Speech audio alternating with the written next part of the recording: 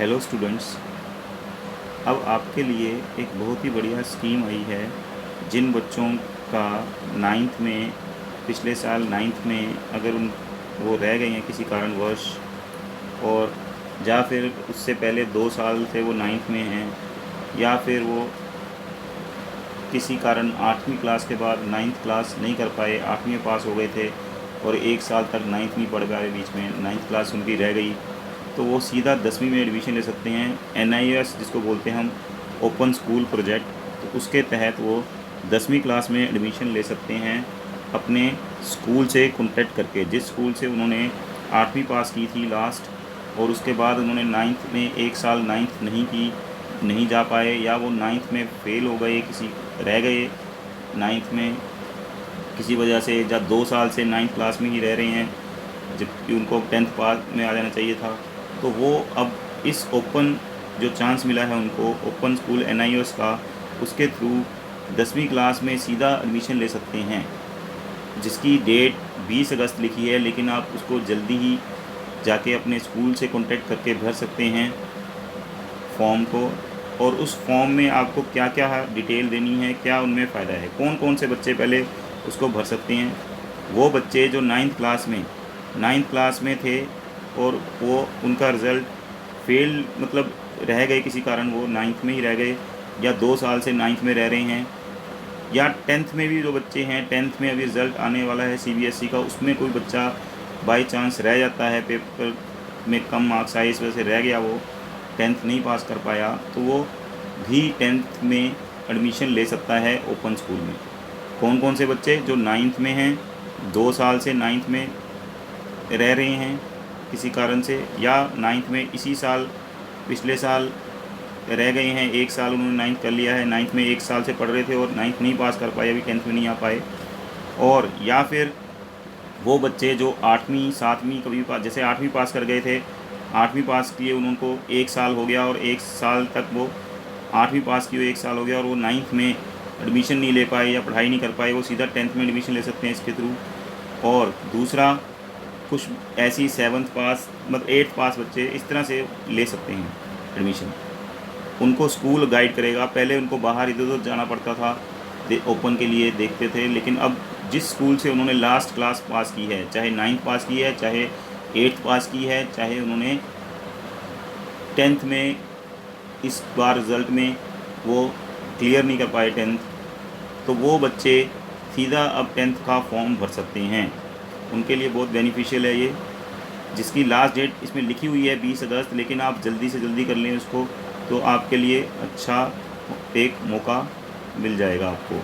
इसमें सबसे बड़ी आपको खासियत क्या है, इसमें आपके ज़्यादातर बच्चों का अगर मैं कहना चाहूँ तो साइंस मैथ, ये उनके लिए बहुत बड़ा मुश्किल सब्जेक्ट लगते हैं। साइंस मैथ, इंग्लिश में भी कई बच्चों को बहुत मुश्किल आती है, जिनका बैकग्राउंड इंग्लिश का नहीं है या किसी कारण उनको इंग्लिश में मुश्किल आती है। तो इसमें आपको ऑप्शन दिए हैं सब्जेक्ट आपके मैथ्स और साइंस सब्जेक्ट, जो आपके CBSE के बोर्ड में वैसे कंपलसरी हैं। आपके 6 सब्जेक्ट, 5 सब्जेक्ट कंपलसरी होते हैं, एक एडिशनल भी ले लेते हैं लोग। तो मैथ्स और साइंस आपका CBSE बोर्ड में कंपलसरी होता है पास करना। इंग्लिश भी दिल्ली के बोर्ड्स में, CBSE बोर्ड्स में ये 3 सब्जेक्ट कंपलसरी हैं। मान लो मैथ्स, साइंस और इंग्लिश, ये 3 सब्जेक्ट में ही सबसे ज़्यादा बच्चे क्लियर करने में मुश्किल आती है। उनको डर लगता है साइंस से या मैथ्स से जो भी है, या फिर वो कर नहीं पाते, समझ नहीं पाते किसी तरह। 9th में भी अगर आप देखेंगे रिज़ल्ट, तो 9th में भी वो मैथ्स, साइंस, इन सब्जेक्ट्स में ज़्यादातर बच्चे क्लियर करना में रह जाते हैं, मुश्किल पड़ जाती है उनको। तो उनके लिए मौका है, सीधा 10th में वो एडमिशन लेंगे ओपन स्कूल के थ्रू।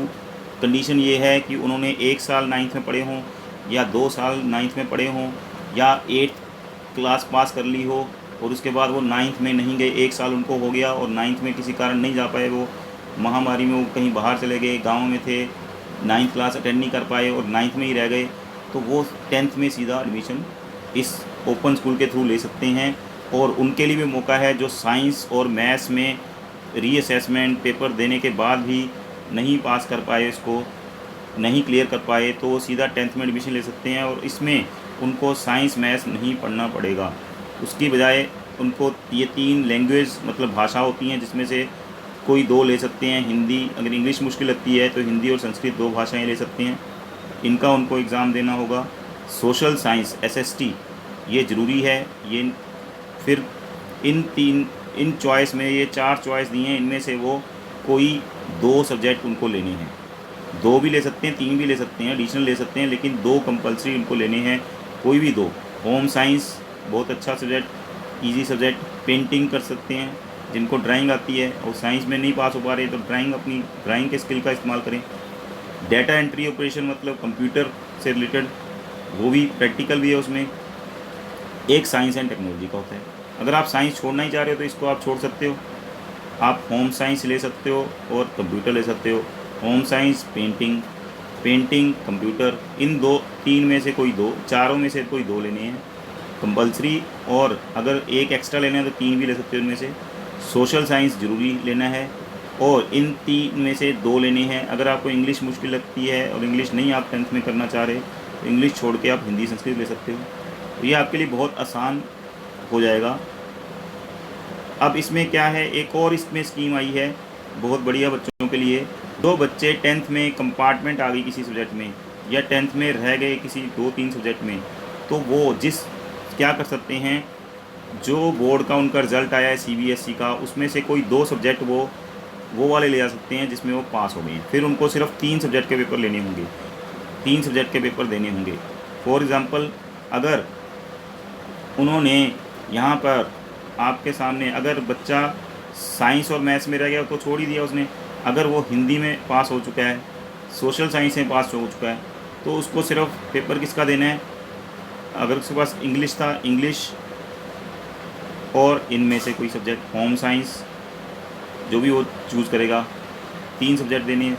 ये 2 फिर उनको जिसमें पास हो गए वो 2 आगे ले आ सकता है कि ये 2 पेपर वो नहीं देगा, उसको सिर्फ 3 देने होंगे। किसको, जिसने 10वीं में वो किसी 2-3 सब्जेक्ट में रह गया और 2 सब्जेक्ट उन्होंने पास कर लिए तो वो 2 सब्जेक्ट आगे ले जा सकता है, या 3 सब्जेक्ट पास कर लिए तो उनमें से 2 सब्जेक्ट को वो आगे इसमें से कंसीडर किया जाएगा।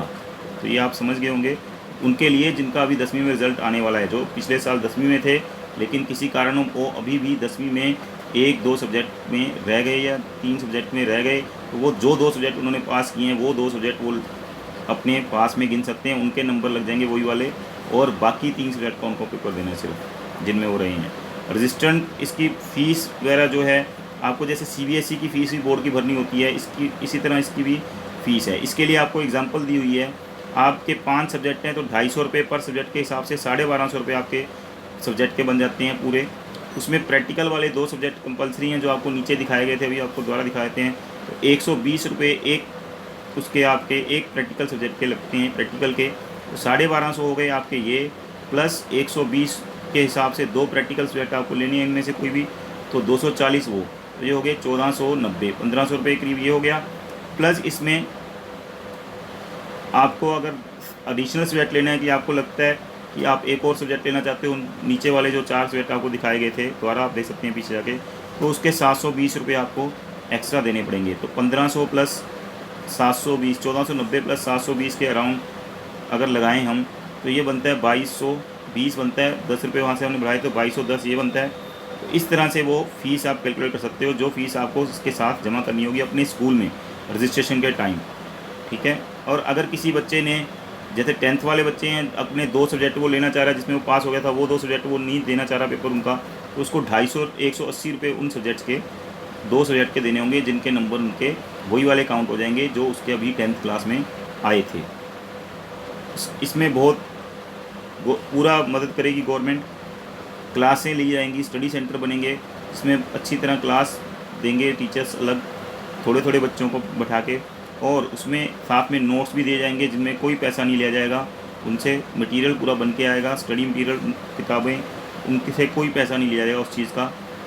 आपको करना क्या है, आपको अपने स्कूल के एचओएस या जो भी टीचर वहाँ पे उस चीज़ को देख रहे हैं उनको जाके मिलना है। जिस स्कूल से आपने लास्ट में 9th की है या 10th की है, या आप जैसे भी आपने 8th पास की है, एक साल आप नहीं जा पाए तो आप सीधा 10th में एडमिशन ले लोगे। वहाँ आपको एक फॉर्म देंगे, इसको नो ऑब्जेक्शन एनओसी बोलते हैं, वो आपको देंगे। आपको क्या लेके जाना है, आपको 2 फ़ोटो लेके जानी है, कलर फ़ोटो, 2 कलर्ड फ़ोटो बच्चे की, जिस पे डेट लिखी होगी, जिस डेट में फ़ोटो खिंचवाई है, लेटेस्ट फ़ोटो होनी चाहिए। जैसे अगर आप जाते हो 1 अगस्त को, तो आप उसमें लिख के जाओगे 1 अगस्त 2021 डेट। फ़ोटो के आगे जैसे आपकी ये फ़ोटो है मान लो, तो यहाँ डेट लिखी जाएगी 1 अगस्त। अगर 1 अगस्त को खिंचवाई है, जिस डेट को खिंचवाई है वो डेट यहाँ पे लिखी जाएगी, बच्चे की फ़ोटो, 2 कलर्ड फ़ोटो। साथ में नाम, स्टूडेंट का नाम, ये 2 चीज़ें लिखी जाएंगी। रजिस्ट्रेशन जैसे आप 9th में कराते हो वही है, यहाँ डेट, जिस डेट को फ़ोटो खिंचवाई है, और साथ में नाम बच्चे का, वो कंप्यूटर वाला आपको लिख के दे देगा। Signature of student on the back side of photograph, जो 2 फ़ोटो आप जमा करोगे उसके पीछे, आप पीछे वाली साइड पे, आगे वाली साइड पे तो आप फ़ोटो के साथ में कंप्यूटर वाले से ही, जिससे आप फ़ोटो खिंचवाओगे उसी फ़ोटोग्राफ़र से डेट, जिस डेट को फ़ोटो खिंचवाई है, लेटेस्ट फ़ोटो होनी चाहिए, मतलब इसी साल की, जब ये सर्कुलर आया है उसके बाद की। तो आप ये अगस्त की आप डेट डाल दीजिए, या जुलाई की कोई भी डेट डाल लीजिए, 31 अगस्त, जुलाई, 1 अगस्त, 2 अगस्त, तो वो डेट आप इसमें लगाएंगे। और साथ में स्टूडेंट का नाम, बच्चे का नाम, 2 फ़ोटो होनी चाहिए कलर वाली, ये आप ले जाओगे अपने स्कूल में। और फोटोग्राफ के पीछे बच्चे के साइन होने चाहिए, जो पीछे की साइड होती है। एक आधार कार्ड की कॉपी दोगे, एक बैंक खाते की कॉपी दोगे। क्यों दोगे? क्योंकि आपको जैसे यहाँ पैसा मिलता है यूनिफॉर्म का या किताबों का जो पैसा, किताबें तो यहाँ मिलेंगी, यूनिफॉर्म का जो पैसा मिलता है वो आपके खाते में, बच्चे खाते में इस यहाँ भी आएगा। एक आपको, अगर आप 10वीं वाले बच्चे हैं जिसमें क्या 10वीं में रिज़ल्ट अभी आने वाला है, उसमें जो रह गया किसी सब्जेक्ट, 2-4 सब्जेक्ट, 2-3 सब्जेक्ट में, तो वो अपनी मार्कशीट ले लेगा 10th की। अगर कोई 9th से ले रहा है एडमिशन, जिसका 9th का पिछला साल 1 साल में रह गया, जब पिछले 2 साल से 9th में रह रहा है, तो वो 9th या 10th की वो वाली वर्कशीट भी, मार्कशीट ले सकता है। अब फ़ीस जो डिपॉजिट करनी है वो स्कूल आपको गाइड कर देगा किस तरह से आपको फ़ीस देनी है। स्कूल अपने आप भरवा देंगे आपसे लेके फ़ीस, वो भरवाने का काम स्कूल चालान से, जा कहाँ आपको बैंक में, किस बैंक में जमा करनी है वो बता देंगे। और इसको जल्दी से आप कर लेंगे ताकि बाद में फिर आपका रह ना जाए उसमें। बहुत इजी चीज़ है। सबसे मुश्किल जो साइंस मैथ्स बच्चे नहीं कर पाते, वो उसके लिए अपने स्कूल को ये कॉन्टैक्ट कर लेंगे आप। उसकी एक इलस्ट्रेशन, ये एग्जांपल दी हुई है। जैसे वो 10th वाला है, अगर 10th में कोई बच्चा रह गया है, फॉर एग्ज़ाम्पल आपको 10th में कोई बच्चा 3 सब्जेक्ट में रह गया, साइंस में, मैथ में और इंग्लिश में, या साइंस मैथ्स और हाँ साइंस मैथ्स और इंग्लिश में वो रह गया, तो उसने सोशल साइंस और एसएसटी और हिंदी में पास हो गया वो, तो एसएसटी और हिंदी के वही नंबर लग जाएंगे जो पास हो गया वो। उसके 3 सब्जेक्ट जो रह गए थे, उसकी जगह साइंस मैथ्स मुश्किल लग रहा था, नहीं कर पाया, रह गया, तो उसकी जगह उसको 3 सब्जेक्ट इसमें ले लेगा वो, इंग्लिश पेंटिंग होम साइंस या इंग्लिश कंप्यूटर होम साइंस। अब ये 3 सब्जेक्ट पास करने हैं उसको, 10th पास हो जाएगा वो 2 सब्जेक्ट जो पास हो गया था वो दोबारा नहीं करने, वो 2 चूज़ कर सकता है कि वो दोबारा नहीं करेगा, वही नंबर लग जाएंगे जो जिनमें वो पास था। तो उसको 2 सब्जेक्ट के, जो 2 सब्जेक्ट उसने चूज़ किए हैं, जो पास हो चुका था, उसी के नंबर वो लगेंगे पहले वाले। तो उसके 180 रुपये के हिसाब से 360 रुपये देने हैं।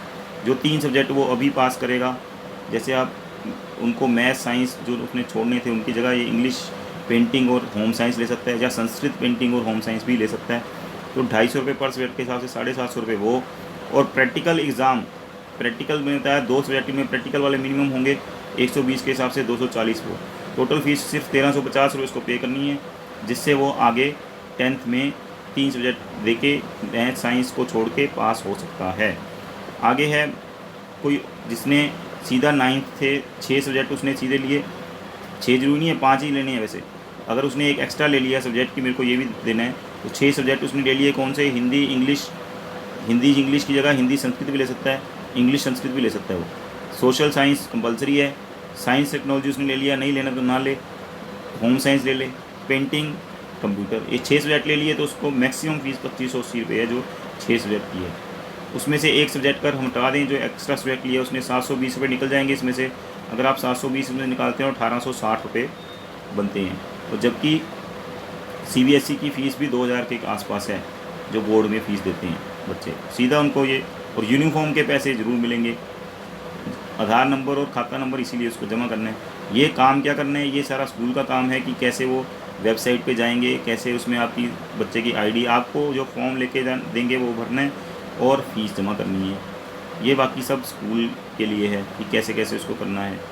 ठीक है, ये बच्चों के लिए बहुत फ़ायदेमंद है जिनको मैथ्स, साइंस और इंग्लिश या किसी और ऐसे सब्जेक्ट्स में पास होना मुश्किल लगता है, तो वो ये आराम से कर सकते हैं। या 9th में 1 साल रह गए, अब उनका 1 साल उनको लगता है कि हम तो 1 साल पीछे हो गए, तो वो सीधा 10वीं में एडमिशन ले लेंगे। या फिर 9th में 2 साल से रह रहे हैं, तो वो अब 2 साल से उनको लगता है कि अब तक हमें 10वीं पास करनी चाहिए थी, तो ये बहुत अच्छा मौका है उनके लिए।